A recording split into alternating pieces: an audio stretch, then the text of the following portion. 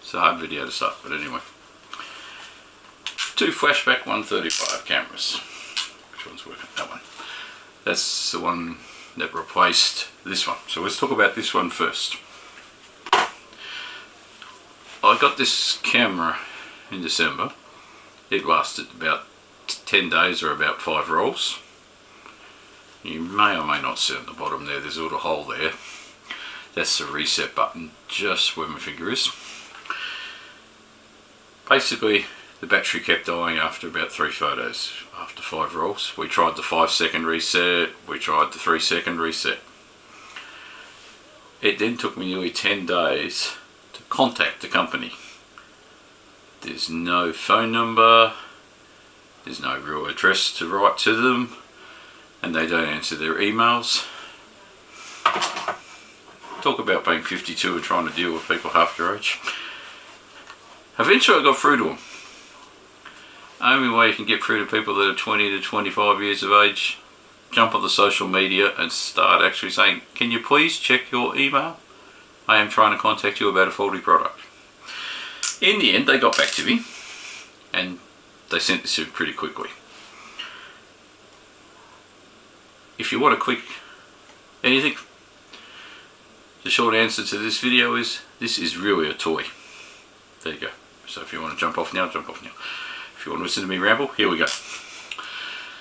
I wouldn't even call it a toy camera. To me it's just a disposable toy that you might give a 5-year-old to go out and play with at Christmas time. I'm not having a go at the people who made it. I know they said on Shark Tank this cost $35 to make and they charge the better part of $130 to sell it more to you, so they make a $130 profit on it. It's a separate argument. Now with this camera, I've shot 3 rolls of it in the last week, and each roll I'm having to hit the 3-second reset. Now I'll explain 3-second reset. If you hold it longer than 3 seconds, or you get to 5 seconds, it erases everything you've done on the camera. If you do 3 seconds, it's just like a master reboot switch like you got on a computer. It's a new damn product. I should not have to, I'm not going to swear, but really this thing is crap. You shouldn't have to keep resetting something that's new. I had the same problem on here. I was continue having to reset it, so it's a generic problem with it. And when I put onto one of the Facebook groups, I said, this camera keeps doing this. And I said, oh yeah, we just take a paperclip with us. I know we're Aussie. I know we're pretty laid back. And I don't know what the next generation of people are like, but really, if I buy a new car, I shouldn't have to reset the new car every time I turn it on. If I buy a camera, I shouldn't have to reset a camera every time I buy it. Now, that's not the major issue. The major issue is you can't take photos. If you're out with your mates, which is what they promote this camera with, I think it's a camera, you know, if you're a grey nomad, this actually might be an idea. So there is some positives to this, but if you're out with your mates, having a few drinks, you want to take a photo, forget it, this thing can't take a photo at night. Can't take a photo in a brightly lit room. You've got to turn the flash on, and then yes, you'll get a flash photo and you'll get kicked out of the pub. I've tried taking photos with this outside Flinders Street Station pretty much at dusk, right when the sun's going down, but it's brightly lit. We've got street bollards there to stop the terrorists from ramming into the building, as people in Melbourne know they like to drive into crowds. So timer mode, sit it on this steel bollard, push a button, let the timer do its little thing, which I can't remember how long that was, and I got 24 photos done, then I had to do the reset. And then I eventually got 27. I can't even edit those photos in Lightroom. They've come out so unworkable. They're just, the exposure's wrong on it. When I brought this camera, I asked the boys, what's the aperture of this lens? Can't tell me. What's the shutter speed of this camera? Can't tell me. Their response to me was, oh, if you need to know that, go buy another camera. Which I thought was a bit rude.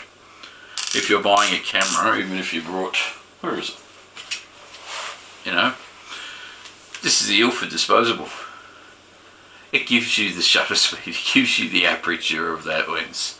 So what they're trying to hide, I don't know, maybe they took the lens out of there. It's It's a simple question. You need to know the aperture and you need to know the shutter speed.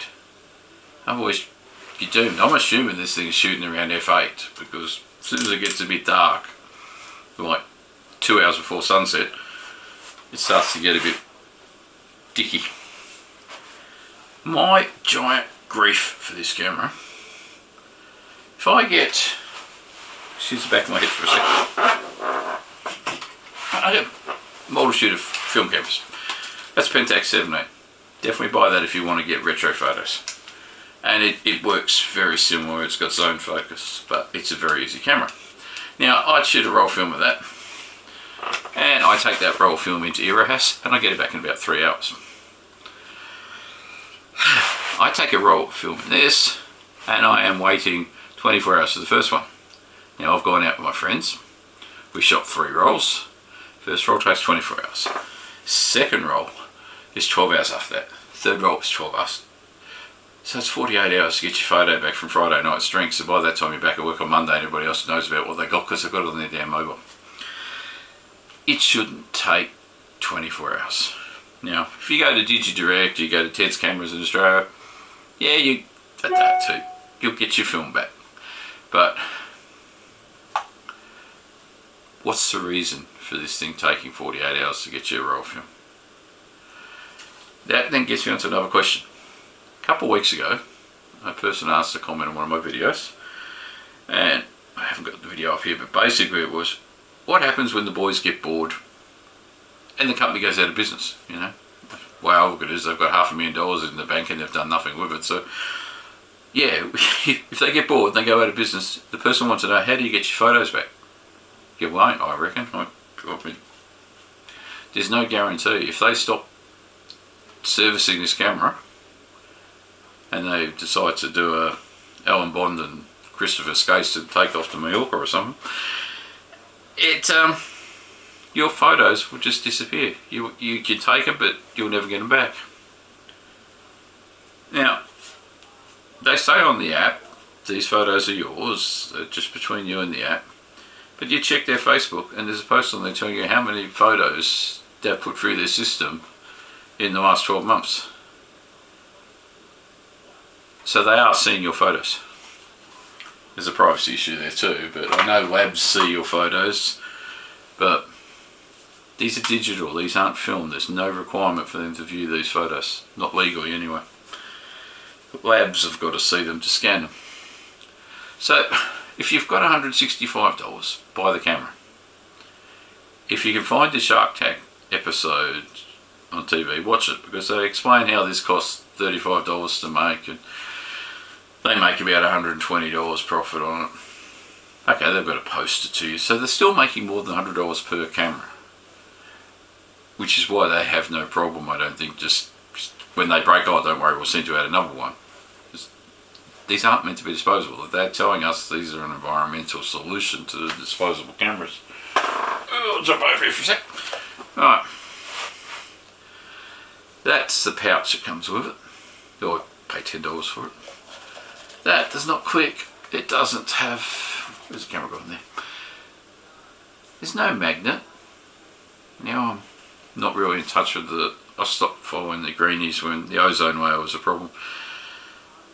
But surely a magnet is not an environmental hazard.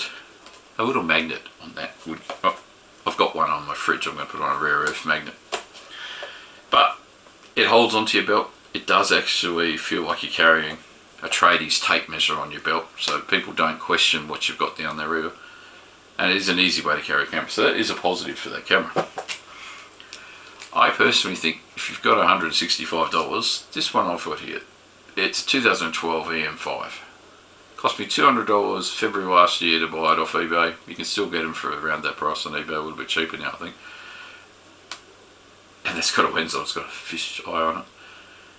Any of the Micro Four Thirds cameras have presets in them that simulate film, vintage film, black and white film. You don't wait 24 hours to get your photos back. And you can determine what you take with the lens. So I cut the video nice and short. Thank you for watching. Have fun. If you got $165, buy it, but just remember, this is not a toy camera. This is a toy you would probably give a child for Christmas. And carry a paper clip if you do buy the camera, because you're going to have to reset it. Stay safe, people. Enjoy.